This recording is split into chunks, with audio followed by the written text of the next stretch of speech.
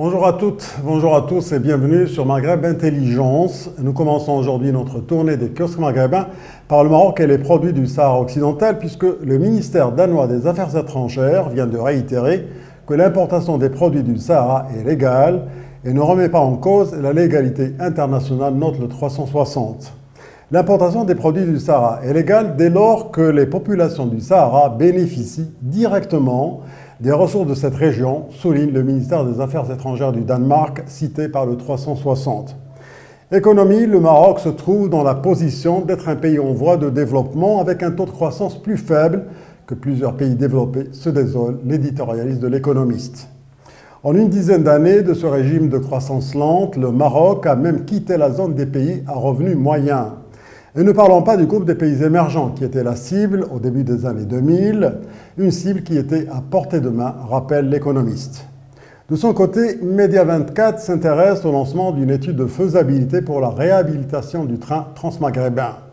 L'objectif de ce projet est d'améliorer l'interconnexion entre les réseaux ferroviaires du Maroc, de l'Algérie et de la Tunisie, réduire les coûts et le temps de transport sur le corridor Casablanca-Alger-Tunis et faciliter la libre circulation des biens, capitaux et personnes dans l'ensemble de la région, affirme Média24. En Algérie, la gestion de l'ancien Premier ministre Abdelmalek Sellal est lourdement remise en cause par la nouvelle équipe gouvernementale, rapporte El Watan.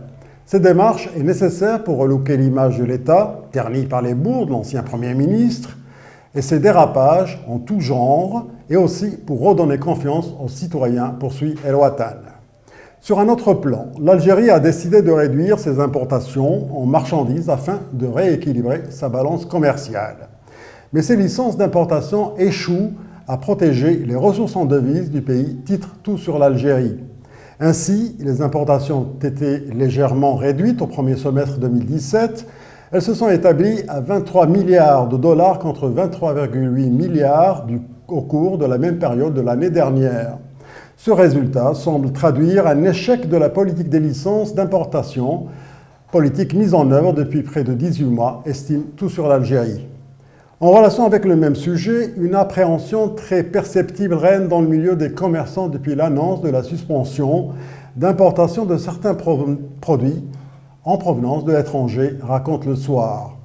Une grande ambiguïté plane sur les produits qui sont suspendus d'importation, ce qui incite certaines personnes à stocker des marchandises de longue durée. C'est particulièrement le cas de ces célèbres pâtes à tartiner préparées à base de chocolat, écrit Le Soir. La Tunisie, à présent, qui présente des perspectives économiques et financières à haut risque dans un contexte sociopolitique fragile, affirme un rapport du FMI paru le 10 juillet 2017, cité aujourd'hui par Capitalis. Un rappel détaillé quant aux engagements de la Tunisie pour ce qui est de l'utilisation des fonds alloués et de leur exécution. Bref, ce rapport sonne comme le bulletin de notes d'un élève pas assez obéissant et qui s'essouffle trop vite et pour qui on s'inquiète, ironise Capitalis. Sur le plan politique, le financement des partis et des associations est encore un sujet brûlant dans le paysage politique. À ce sujet, on hausse le ton entre les partis de l'opposition et même les partis alliés au pouvoir, rapporte Réalité. La députée d'Al-Nahda, Keltoum Badreddine, a refusé catégoriquement toutes les accusations qui pèsent sur le financement étranger de son parti.